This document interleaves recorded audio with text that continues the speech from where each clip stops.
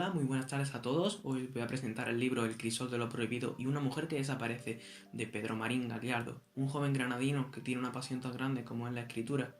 Os voy a contar mis primeras impresiones sobre este libro, un resumen de los temas que trata y rápidamente lo que me ha parecido. Antes que nada os voy a leer la sinopsis de este libro, ya que es bastante interesante y creo que nos pone en situación. El misterioso hombre del traje color castaño regresa a una ciudad que ya no es la suya. La pintora Eva Monteiro contiene un grito de pánico mientras reinterpreta en óleo la alegoría de la primavera de Botticelli. El inspector Abelardo Manresa y la oficial Idoia Echeverría acuden al número 23 de la urbanización Jardines de Costa Blanca. La profesora Constanza Peñafiel, experta en crímenes literarios, contrata los servicios de un detective privado.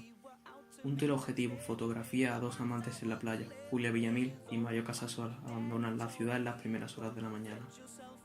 ¿Qué miedos son los que vaticina el padre Bernardo Araguren? ¿Por qué hay un borrón en el cuadro? Y sobre todo, ¿qué ha sido de la mujer desaparecida?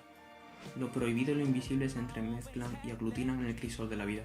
Entre sombras perpetuas se mueven los resortes que más nos afectan, estímulos que pueden desencadenar tormentas y redenciones. Una inquietante y emotiva historia que nos muestra el amplio arco de la infidelidad a través de un impecable hilo policial que envuelve toda la trama y nos mantiene en suspense hasta el final. En esta novela de género policial se podrían diferenciar varias partes, como podría ser la primera parte, que habla del crisol de lo prohibido y obviamente te cuenta las características y la historia de varios personajes que, aunque al principio te parezcan que no se entrelazan ni que tienen mucho que ver, no es muy coherente al principio. Después será muy importante, ya que en la segunda parte ya sí se van conociendo algunos, se van planteando problemas, vas viendo cómo va desapareciendo el misterio y ves también la mujer que desaparece. En la segunda parte es justamente lo que acabo de decir, se entrelazan las vidas de los personajes, cuenta la mujer que desaparece y ya se va viendo un poco el nudo y varios temas que ya han sido tratados en la primera parte pero que hacen hincapié en la segunda parte. Y finalmente en la última parte los investigadores entran en acción, buscan pruebas, buscan delitos, analizan físicamente y psicológicamente a cada uno de los personajes para saber quién está con Eva Monteiro, que es la mujer desaparecida que finalmente se revela, y quién la ha matado o qué ha podido ser de ella, por qué ha decidido huir y por qué ha desaparecido. Todo esto al final se relata como un asesinato de su marido. Y otra parte que quiero destacar yo que me ha gustado a mí personalmente, dando una opinión, es la parte en la que están ya los investigadores resolviendo el caso, ya dan todas las pruebas posibles. Si te das cuenta, lees ese capítulo y te das cuenta de todo lo que ha pasado en ese tiempo, de por qué no has podido resolverlo, de todas las pistas posibles y de lo que ha pasado exactamente paso a paso. Esta novela trata diferentes temas, como por ejemplo puede ser El crisol de lo prohibido, que trata de la infidelidad de un matrimonio, de un amante y de una mujer a quien elegir. Eso es muy importante, ya que en la sociedad actual no lo veo muy presente actualmente. Una característica principal que tiene este libro y esta novela, que personalmente me ha gustado mucho, es que no tiene un principal protagonista. Por ejemplo, un capítulo es Idoia y el otro es Abelardo. Son dos protagonistas principales que no los dos son importantes en el mismo capítulo, pero te cuenta la visión de cada uno de ellos. Por ejemplo, primero te cuenta la visión de Idoia y después te cuenta la visión de Abelardo, pero nunca te da la misma información o nunca te habla dos veces de la misma manera, ni te deja sitios en blanco. Y principalmente cuando empiezas a leer, la vida no tiene sentido coherente. La vida de cada uno de los personajes no te lo cuentan totalmente o siempre te dejan un espacio en blanco. Empieza con un final bastante abierto que no te lo explica del todo totalmente, pero pasada la primera parte, diría incluso la segunda, ya sabrás que todo tiene sentido y todo está entrelazado. Si te lo lees una segunda vez, ya te darás cuenta de todos los detalles que te has dejado atrás en la primera lectura, porque sabiendo lo que pasa al final, ya sabes lo que está pasando al principio, ya sabes cómo va a ir la cosa y algunos detalles te fijas más en ellos o no se te pasan tanto como en la primera vez. Es verdad que el libro nos da una total amplitud de datos, ya que nos da fecha exacta, lugar exacto y todo lo que hacen los personajes. Te da datos totalmente irrelevantes, pero otros, algunos, sí son relevantes, como por ejemplo te cuenta todo lo que contiene una habitación y esa habitación no va a volver a aparecer.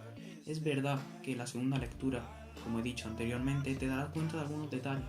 Y yo me he dado cuenta de que algunos detalles son, como a mí me gusta decir, rellenos para vender páginas, porque realmente no te cuenta nada importante, no añade nada a la trama principal. Es verdad que algunas tramas secundarias, como por ejemplo el romance de los investigadores, deja un final bastante abierto y personalmente a mí no me gusta que tenga ese final. Otra cosa que ha hecho el autor y que yo no comparto realmente es la descripción y los comportamientos de los personajes. Realmente sí te lo describe exactamente como son, sí te dicen todo su aspecto físico y cómo piensan ellos, pero en el aspecto físico yo no puedo compartir esa opinión, ya que no los veo de esa manera. Me intento imaginar y es muy difícil, ya que o bien por mí no encajan totalmente en la personalidad que se le quiere dar. Y otra parte que realmente no me ha gustado mucho que el autor ha hecho ha sido no dejar pensar al lector, no decir ni dar todas las pistas o toda la información necesaria para resolver el caso, ya que era bastante previsible, pero no podíamos hacerlo, ya que, por ejemplo, no te da toda la información de cuando va a un sitio. Todo esto es después o cuando lees el último capítulo en el que te resuelve todas las dudas posibles sobre el caso, cómo lo ha hecho Arturo exactamente y por qué ha dejado tantas pistas. Esto dificulta al lector pensar o tener varias hipótesis sobre lo que ha pasado, cómo ha sido su asesinato o cómo ha escondido el cadáver, ya que directamente te lo dice, no te da todas las pruebas o información y no te deja pensar con claridad, ya que siempre va cambiando desde el punto de vista y juega con lo desconocido, desde cómo piensa uno o cómo piensa otro, porque si el investigador que realmente lo sabía, porque seguramente llevaba más años que experiencia que la aprendiz, por así decirlo, sabía el caso, el lector también debería de haberlo sabido porque sabía cómo pensaba. Por ejemplo, cuando te pones en la vista de Abelardo, que es un investigador, se supone, con más años de experiencia que Idoia, que la aprendiz, ¿sabía realmente quién era el asesino desde un principio? ¿O sabía que él la había asesinado? Porque las estadísticas, como él dice, lo dicen. El autor debería de habernoslo transmitido al lector para también así saber cómo piensa uno con claridad, ya que no nos da toda la información psicológica del personaje, simplemente nos da lo que él quiere que sepamos. Parece en algún momento que el autor, Pedro, no quiere que nosotros los lectores sepamos o hagamos una hipótesis de qué ha podido pasar, sino que realmente no te da toda la información y en el último capítulo ya te lo cuenta todo, cómo ha sido todo paso a paso.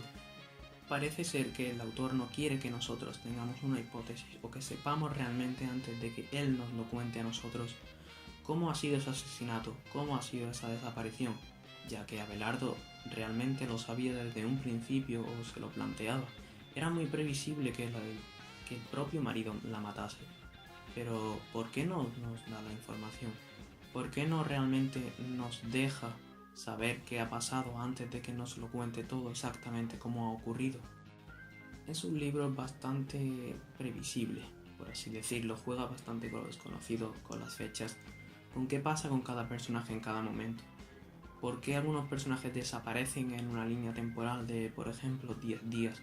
No se cuenta nada o el autor no nos quiere contar nada, o no es realmente importante, aunque después sí es verdad que no nos da esa información. Por ejemplo, la mañana que Arturo mató a su mujer. Esa mañana el autor no nos lo cuenta realmente, porque no quiere que lo sepamos hasta que él nos lo diga. Nos lo quiere poner en la cara directamente. No quiere que nosotros pensemos o podamos decir, pues se ha pasado esto o a lo mejor esto. No nos da todas las pruebas, nos da solamente lo que él quiere que sepamos. Este libro ha estado bastante bien. Ha tenido intriga, acción, ha tenido momentos de romance, de misterio. A mí generalmente los policías y los detectives me gusta ese género de misterio e investigación, de buscar pistas y encontrar el asesino, por ejemplo. A mí realmente sí me gusta, pero no ha estado a la altura, me parece a mí. Para gente que no está muy adentrada en la lectura o no le gusta mucho leer, sí creo que ha sido un buen libro y sí creo que puede llegar a engancharlos a la lectura. Pero es muy difícil que solo con este libro te enganche leer o te cree una adicción de buscar otro libro mejor, o ni siquiera el género lo lleva bien, el género de policía, de misterio, de intriga, pero no creo que haya estado a la altura ni del género ni del nivel avanzado de lectura, digamos. El libro tiene un final demasiado abierto a mi parecer, tiene muchas subtramas que no terminan, no finalizan. Realmente el final a mí no me ha agradado demasiado. No me parece un mal final para un libro, ya que realmente he visto que el autor solo quería terminarlo. O tenía prisa para editarlo, o tenía prisa para lanzarlo. No creo que se haya dedicado el suficiente tiempo a la realización de este libro, ya que deberías de hacerlo mucho mejor, o por lo menos tomarte más tiempo. Principalmente, en mi opinión, es que lo termines bien. Tardes el tiempo que tardes, tarde 2 meses más o 3 meses más, y hagas un final bien a la altura, que no te deje todas las tramas abiertas, ni que incluso no te cuente el futuro de los personajes, porque por ejemplo, ¿qué pasa con el cura? O la trama de amor abierta entre los investigadores realmente no me ha gustado cómo ha quedado.